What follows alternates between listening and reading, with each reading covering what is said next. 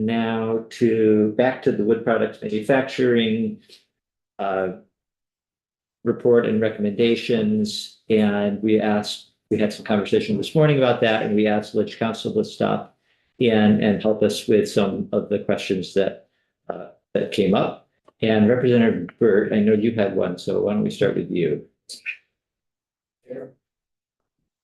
Yeah, my question is if we were to change where it says when development is proposed to occur on a parcel of tract of land that is devoted to logging and forestry activity, any of those portions of the parcel, ...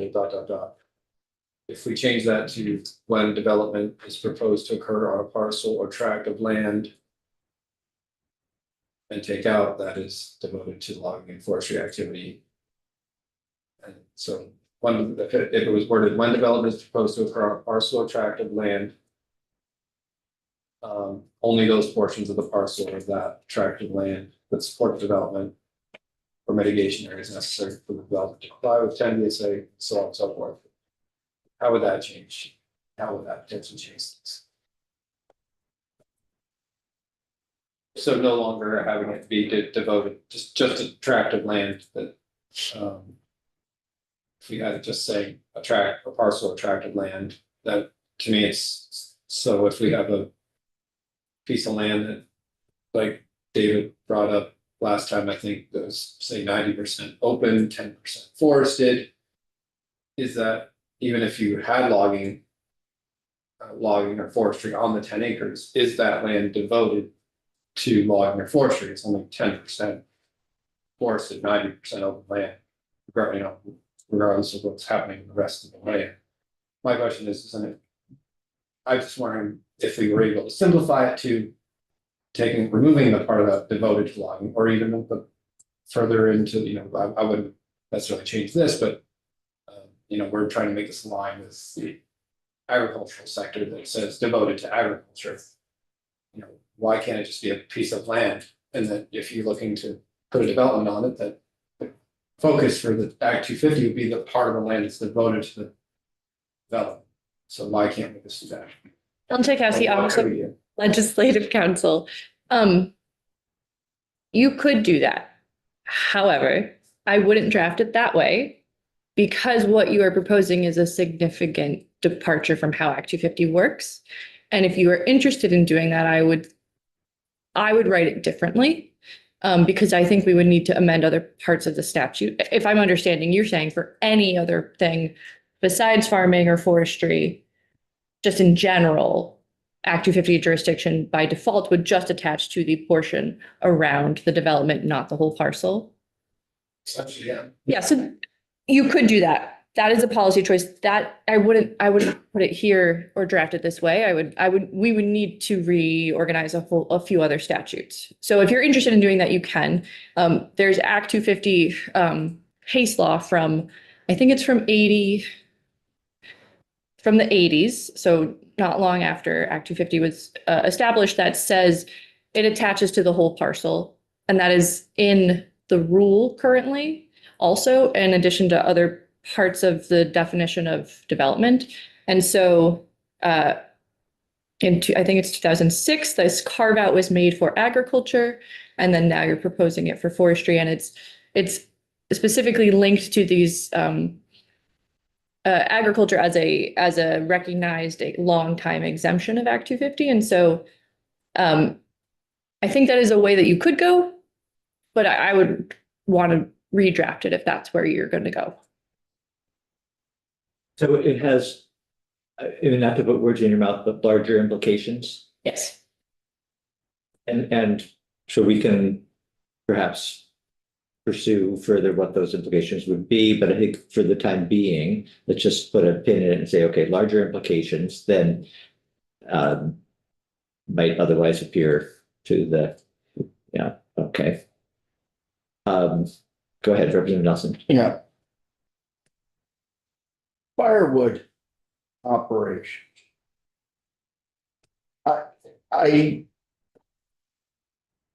So you have a log landing and you're working a big wood lot, maybe it's a multi-year project. Is it legit for someone to set up their processor right there on the landing and make firewood? At the end of the day, or on a rainy day when they can't be pulling logs and they got their logs stacked up right there?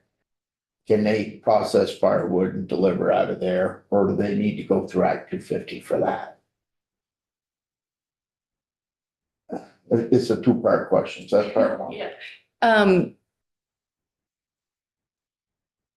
What is the processing that goes into firewood? I'm not sure I know. Is it just splitting? They got a rig that cuts it. It could be a one, It's mobile. Mhm. yeah. It's not permanent or fixed to us. And, you know, and they put a log on. An ugly log. If it was a pretty log, Jed will take it to the, they put an ugly log on and they cut it into 12, 16, 30-inch wood, whatever. And it drops onto it, gets hammered and splits into 4 pieces, goes in a conveyor and loads into a little dump truck. Or a pickup or trailer or whatever to be trucked off site. In technicality, it's leaving as a finished product. But actually the finished product's when it gets turned into ash in the wood stove, but it's so, these are the types of things. And my second part of that question is, would that be allowable use in tier 3? I'm gonna let Ledge Council answer the question. I Yeah. will say that unless I'm confused, your questions don't relate to the draft of the bill. Well, yeah. But maybe they do, Well, maybe they do. The first question I think does. So, currently firewood producers are included in the definition of wood product manufacturer. So they are not exempt under forestry. They are part of the classification for wood products manufacturers. So they have to sneak their processor on their landing. Okay. Do you want to, should I? Yeah. Funds to go? Certainly, yes. I think there is, for lack of a better term. I'm sorry, but for the record, Oh, you I'm sorry, just this is introduce Brooke yourself. Dickinson. I'm a member of the LURB, the Land Use Review Board. And I wish Kirsten Sultan were here because she's our former coordinator who implemented and did quite a bit of work in this arena. However, my understanding is that, so when you have development that is triggered for a processing plant or whatever, it has to be physical action on the land. Yeah. There has to be like something done, like a building being erected or something like that. So there is what I would refer to as sort of like a de minimis exception kind of thing for the portable sawmills that are on site, that are processing in the actual location that the logging is going on. Mhm. And then there is another in the definition, I think it's either Title 10 or Title 12, that discusses sawmill processing that is not on the site where the actual logs are being cut and harvested. And that has like a number, like a volume and temporal limitation. Okay. So that smaller, you can do what you are proposing, because this portable sawmill, like you said, it gets moved from place to place and it's contemplated for smaller jobs of limited duration. Because these mechanisms create very large sound noise. And so the notion, I think, was a balance about we can allow this because it's not forever and it's limited in time. So we don't need to worry about the aesthetic impacts on the neighbors because so what, it's for 2 weeks of summer or something like that. So I just wanted to make sure that that's understood. There are those provisions to try to accommodate that kind of activity. Thank you. Did you want to answer the other part of the question before we go on? So I don't think I fully understood what you were asking about tier 3. In tier 3, We have, so it's not fully defined yet. So I'll say that, but go ahead. so in tier 3, there's exemptions for forestry and agriculture in tier 3. And the question, which had nothing to do with this bill, was about agricultural buildings in tier 3, sugar house, barn,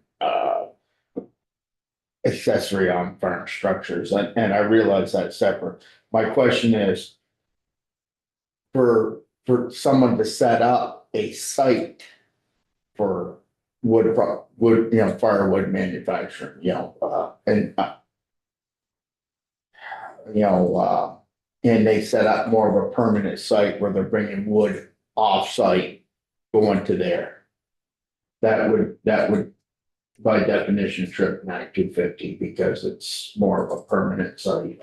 Yeah, the line of demarcation, again, this is Brookdale Lane with the Land Use Review Board. We have a separation where you get into the a commercial venture. Commercial is regulated by Act 250. So the question really becomes, at what point does this activity go beyond what is meant for the exemption of these certain activities that are related to forestry? But some forestry activities, processing and creation of wood products, that can be commercial once it goes beyond that limit. There was a limit to number of cord, I guess. Jed, am I right? I think that was, Yeah, go ahead, Jeff. for the record, Jed Lipsky, I do have a high school diploma. Well, with regard to, I'm gonna back up and we'll get to this moment. In a minute. But the notion, Act 250 is triggered by development. And you've both used two different terms. A firewood processor, most all of them come on wheels. It is doing what is typically on a landing, it's what's called a slasher, saw, and loader. And that will take a whole tree, make saw logs, make firewood logs, make pulp logs, and then load chipwood into another pile. It sorts. Richard asked about a mobile firewood processor, which also may not have, it's on wheels, and it is taking product being skidded or forwarded to the landing, processed into firewood. It is not development. There is no concrete slab or pad needs to be, it might trigger development. There's no foundation. So I don't see any violation. It does the same thing in a less sophisticated way than a slasher loader, which is a typical logging tool, where that's basic processing off the land. A sawmill's a I want to just be careful that we don't go too far down too many rabbit holes, just given the amount of time that we have here. And just circle back to remind everybody that there are basically two things that came out of the LURB that were recommendations. And we're trying to craft language that would enact those two recommendations and would be acceptable to the LURB ideally, and would be acceptable to other stakeholders ideally. And that will therefore be enacted, signed into law. So it's just these two things right now that we are concerned with. One of them is pretty straightforward, I think, removing from the definition of wood products manufacturers log and pulp concentration yards. And that's accomplished in the draft that we looked at from Ellen. I think the LURB supports that, ANR supports it. They've simply crossed out log and pulp concentration yards. So check. That recommendation, I think, we're good with. So then what we're left with is the other recommendation, which was number 9, just if you're remembering. And that was the one to try and line up forestry, logging and forestry with giving them the same treatment that agriculture gets. So this is where it gets a little more nuanced. And when ANR came in, they had all the red ink that we saw on that report yesterday was basically their recommendations for some changes to the board's language. And part of what's nuanced here, and this is a question I think that Representative O'Brien asked this morning. I'll let you ask the question rather than me rephrase it, but is just getting at what's actually the distinction. And Ellen, your insight here will be helpful, I think, between the subtle distinction between language A from the LURB and language B from A&R. But John, do you want to? Mine was mostly coming from confusion in that, I mean, we heard agriculture. If there's that, you know, our model of the 100 acres with the 10 acres of development, that if there's a trigger for an Act 250 permit, that because it's agriculture, it immediately Stony Brook's triggered essentially, right? Whereas on the forest and logging side, it wasn't, you had to request it. Yes, there's a provision specifically in statute for farming. And so this is gonna align them, so in the future, that parcel devoted to logging and forestry, if it had that 10 acres of development, Stony Brook would immediately come into play. I mean, it would be an option for the person. You wouldn't have to request it. So I'm not going to use Stony Brook Okay. because I think it is causing confusion. This Me, concept. Sure, yeah. The concept that the Act 250 jurisdiction shall only attach to the parcel on that parcel for the portion that is devoted to development, not the portions that are being used for an exemption, an exempt use. That is what would be in this language to mirror the farming language. That's because. Putting it in all the statute. Agricultural and forest and logging have traditionally been exempt, right? Yes. So that if this was neither of those, just 100 acres, but 10 acres is being developed, there's no Stony Brook or none of this exemption ever, right? The Act 250 jurisdiction would attach to the whole parcel. Yes. So we are maybe like out of just lack of familiarity and, you know, a little bit of knowledge goes a long way. Using the word Stony Brook, perhaps not precisely. We understand that it's sort of, we've heard that it's sort of similar, but what you're proposing is, what we're all proposing is not like we're going to do something with Stony Brook. In fact, that was part of the fact sheet that we asked them to develop, but it's similar. So can you explain how it's similar and how it's different? No. Okay. I can get back to you. I can get back to you on that question.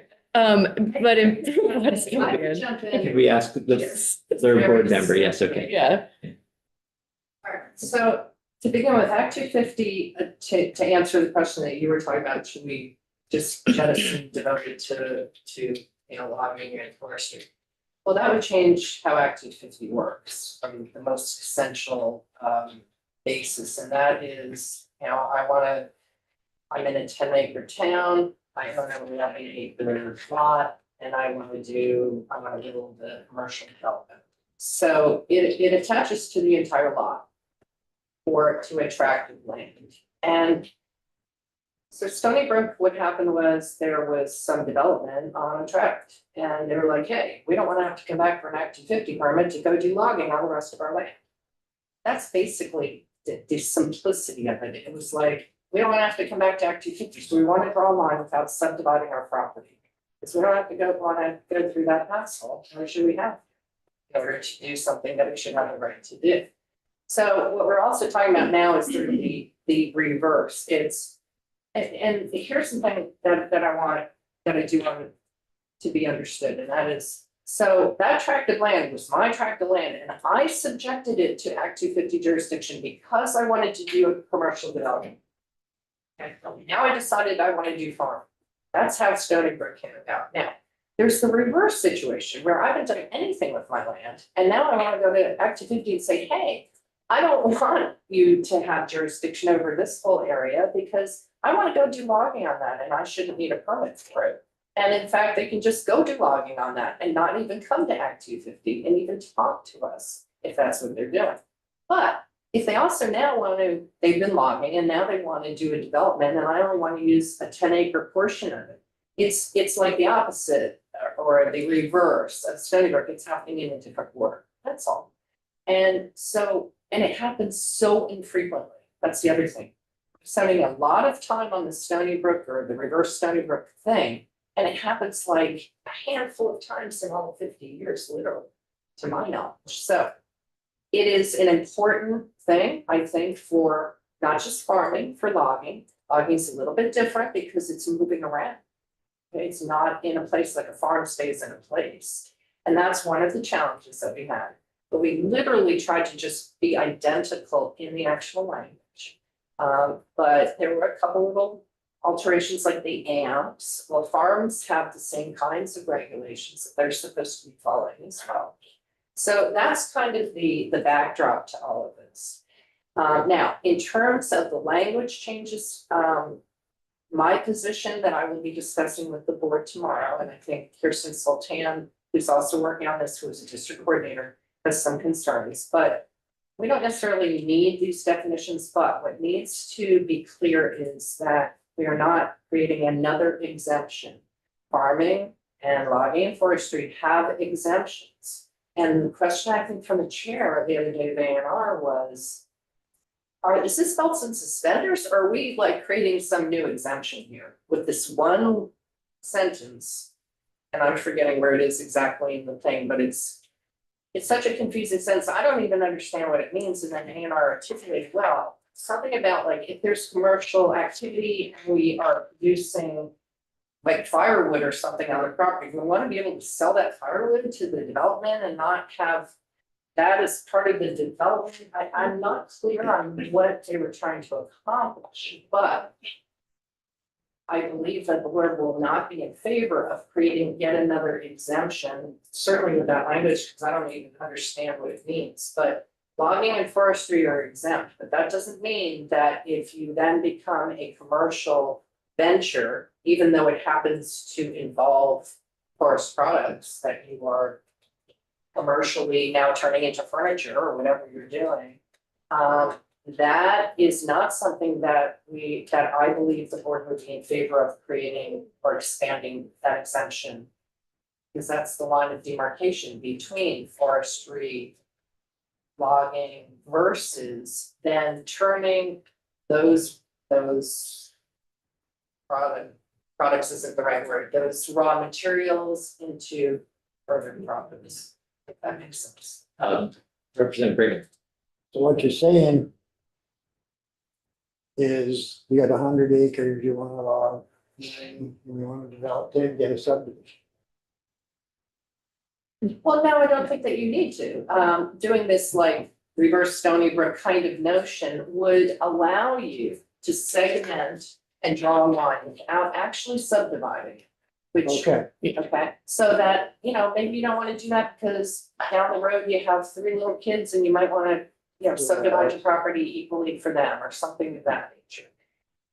It's an important tool.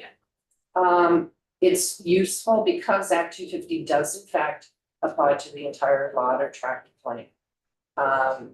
But I would be concerned about turning that into every Act 250 permit. Yeah. That would be beyond, I think, what we could certainly deal with in terms of implementation without having this in the future to plan for. So can I also just reiterate? So I have not actually read the Stony Brook decision. I have read the summary of it. And so I think it is actually specific to amendments. And so the language in the draft is going after 2 separate issues to work together. So you have the issue about when someone is initially applying for a permit and sort of segmenting just around the development. And then for those who already have a permit, and as Brooke mentioned, want to do an exempt activity, not needing an amendment to their existing permit. And so that's why there's multiple sections within this about that. And just so you're aware, Yeah. there's actually, this is. Okay. There's actually case law that says, Okay. wouldn't it be absurd to allow it as an amendment and not allow it in the first instance? And that is in our guidance document. Say as well. Representative O'Brien, did you want to follow up or? Yeah, just a couple things. So Stony Brook then it was like a cell phone tower on a silo or something? Is that what I understood? So I think so, but that happened first. This is why I was confused. And then they wanted to farm. And so they thought they needed permitting, but actually it was exempt, so they could just go ahead and do it. Something like that. I mean, Well, where they didn't have to yeah, make an amendment, right? yeah, it's a little complicated, but Okay, just stay with the simplistic notion that I gave you about. all right. I have some more questions on Act 250, but if Well, you did want to. no, why don't you go ahead? Okay, so thinking about, If they relate to. They do, yeah. Yeah, So I'm thinking if we, in this case, the reverse Stony Brook, we have, the 100 acres, we actually put in a sawmill, it's development, we move land, we move dirt around, right? So it gets the permitting, but the whole 100 acres, right, is under Act 250 jurisdiction. Is that right? That's what we heard yesterday. I mean, as far as that parcel, right, is in the whole thing. So what happens with something like current use? If you're not in current use, does Act 250 have any effect on that if they want to sign up for current use with that tract? It doesn't. Not that I'm aware of. I can get you a positive answer on that. Okay. but I don't think that they interact. Succession, anything on that? If you want to sell it or pass it on to your kids, does it matter with Act 250? The permits run over the land. They do, okay. Yeah. And what about de-development? If at some point sawmill isn't working out, so you want to essentially tear it down and revert that property to a parcel that's just devoted to forestry and logging. Is that an There's amendment? no undoing Act 250 presently. Though I am aware that is a topic of interest, that I think the LURB would be willing to undertake some examination of in the future. Lots of our board members have lots of ideas about trying to streamline our permitting process, but right now we're so busy with the tasks of 181 that that'll have to wait a little bit. and the permits don't contemplate decommissioning necessarily. The permit remains on the land. If there is a material change to the use of the land, it may need an amendment to the permit. Someone else asked me this question today, and I haven't looked to see if there has been a permit amendment that would reflect no longer being used as commercial. I don't know if that has happened. I haven't looked. Oh, and I'm sorry, I should also just say that there are certain Act 250 permits that do end. And on quarries, for example, Very once the specific, yeah. remediation of the land has been accomplished, once that is certified by our district coordinators, then Act 250 jurisdiction lifts. But those are permits that are written as finite permits, knowing that there would be an end date and an obligation to restore the land by a certain date. so, I know that Representative Lipsky had a question. I just want to go back to, you mentioned the belts and suspenders comment I made yesterday, and I think that what I was alluding to was on page 2, for those of you who have pulled this up, and it's like halfway down the page, it's red ink. And the sentence reads, any portion of the parcel or the tract that is used to produce wood products for a wood products manufacturer located elsewhere on the tract shall not constitute land as forest development. And then there's unless it's used for some other purpose, it's forest development. I now am not sure what this means because produce wood products for a wood products manufacturer located elsewhere is confusing. I think when I read it at first, I was thinking this is produce wood products is logging. So forest products may be with what was meant there. but maybe I'm wrong about that. It says wood products, but I was envisioning, and this is why I thought it might be sort of just additional supportive, that if you have a wood products manufacturer, it could be a permanent, I suppose, kiln for firewood, or it could be a mill, but somewhere else on the land you've got forestry, we just should say, sort of reinforcing, saying again, no, you're not going to have to get another permit or amend a permit or get a permit in the first place for the logging part of it. I don't know whether I'm interpreting this correctly, but that's why I said it at the time. Yeah, and this is Brooke Dingledine again. This is the sentence that gives me heartburn. This is my personal opinion. We are planning on talking about this at our meeting tomorrow for the land use review. But the reason why this language bothers me is that it either is meaningless or it creates an exemption that is not clearly being spelled out. What I mean by it's either meaningless, by saying any portion of the parcel or the tract that is used to produce wood products for a wood products manufacturer located elsewhere on the tract shall not constitute land that supports the development. So the development that they're talking about presumably is if I wanted to, build an apartment building on this land. And so I want this 10 acres over here to be my development. And I might need 11 acres because I might need some buffering around something. Okay.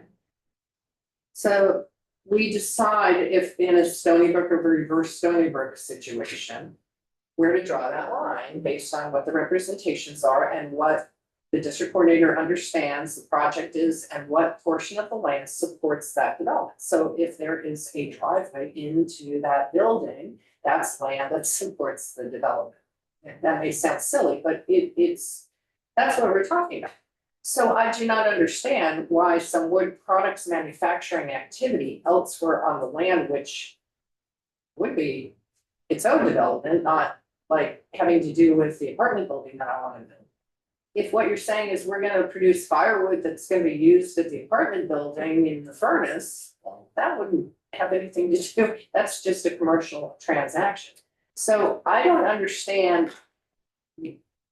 It's either part of the development or it's not part of the development, and just re-saying the same thing doesn't do anything.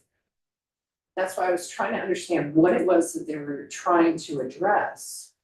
And that's my concern, is that it's either just muddies the waters and does nothing, or it's creating some kind of exemption for wood products manufacturing that is not contemplated by anybody that I've understood. No, I mean, certainly the recommendations aren't suggesting an exemption for wood products manufacturing. So, all right. Yeah, I'm just very confused by Yeah, this. okay, good. Thank you for bringing it up and clarifying. I'm going to turn it over to Jen. I do just want to say just that while I think we all appreciate and it's good to know that over the course of 50 years, there have been more than a handful of situations. But we're in a time, and I think this is why the language in Act 81 was there in the first place, where it's gotten so challenging for this industry to do anything, and we're losing people from the industry, right and left. Every little thing makes a difference. So. And if you would just allow me just to further say, the Lord was very, very concerned about our farms, our wood product manufacturing folks, and we want to do everything in our power to be able to support that. But we also want to do it in a predictable way so that people are not left scratching their heads and trying to figure out the direction to go in. We're taking out the changes that A&R has proposed.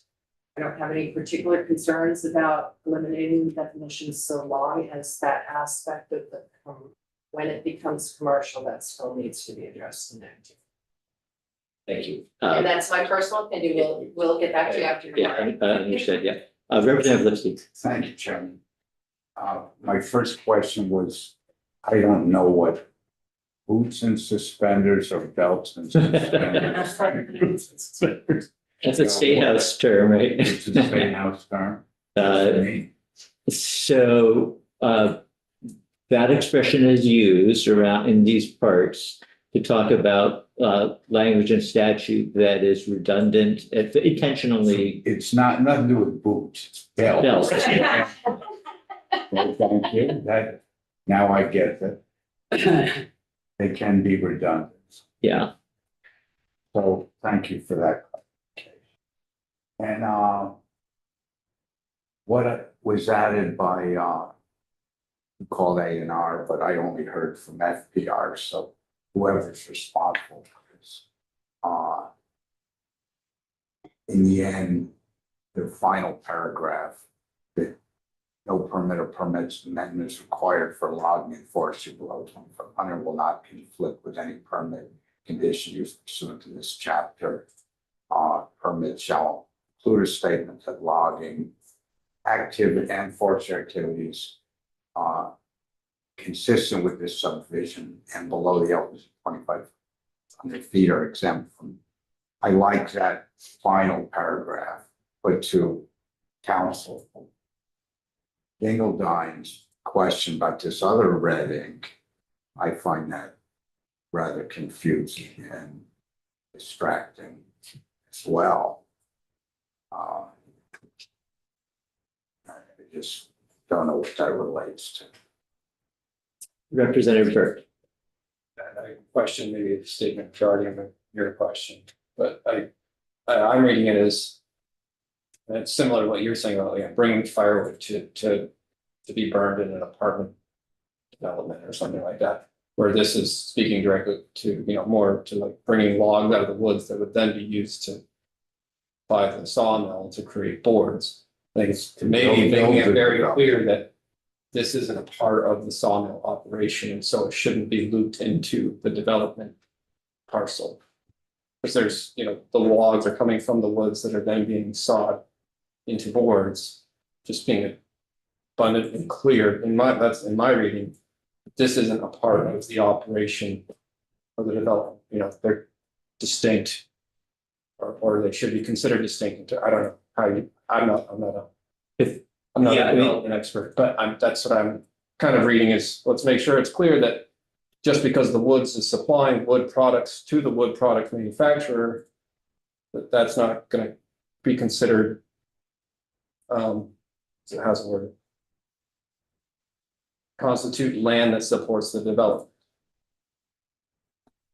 Yeah, I think that's a great summary. And so I think we definitely want to be sure that that doesn't somehow get caught up, and that would still be, land that you can go and log without a permit. And it doesn't make the difference that development is a wood products manufacturer as opposed to, you're doing something else. If we don't, and we want to be sure that that's what it says and not something else that is entirely different. And then B, do we need it? Do we absolutely need it? Yeah. So. Okay. Yes. I'll just quickly say that under my name today, posted on your website is a draft 2.1 of this bill, because you did decide to take out the fact sheet / guidance piece because they have already completed that. So that is the only change. Yeah. Because I think that was a clear decision. So other than that, what's in draft 2.1 is the rest of the text as proposed. Okay, good. Yeah, and it's sounding like, and I recognize again, you're only one board member, but that other than this section that Representative Burt just reread, that the board's likely to be comfortable with the other changes that A&R had including removing the definitions of logging and forestry. My recommendation, the section you just looked at the very end, my recommendation is that we accept that change from A&R. I believe Kirsten and Sultan's position as well. I'm recommending we get rid of the definitions. She wants to make sure, if that happens, that we are being very clear about that line between, different that puts you into the commercial arena. Because that's one of the things we're trying to accomplish with the definitions, is to have some clarity on that. But my recommendation to the board will be, we're about 90% there. Is what I feel. It's that one sentence I drew your attention to. And my recommendation is we don't need it, because that's how it works anyway. And one of the big challenges with Act 250 is the definition of development, that it goes on for pages and pages, and this is what development is, and here all the rules about it, here's what development isn't. And then there's another section 60, 81 or 86, it's like, and this is when you need a permit, and this is when you don't need a permit. So from my perspective, and I tore this stuff apart and helped people figure out what's your project and do you need Act 250, and if you do, how do you get through it? That's what I did for 30 years. And adding this additional language makes it more complicated, makes yet another argument that you have to, think about, talk to your client, your farmer client, just say, what do you think about this? How do I argue that? Or that kind of thing. It just makes it more cumbersome. And that's one of the biggest challenges of Act 250. It's complicated. It takes time to work through. So I'm looking for clarity and simplicity. I know, in my opinion, I believe that that's covered. It's not going to happen under the current regime. But we'll see what the board has to say about my opinion and where they come out responding to you. Good. Well, thank you for stopping by, and let us know if you ever want to join us again. We're happy to have you. And Ellen, I think we'll digest this and maybe get back to you with some direction for a new draft.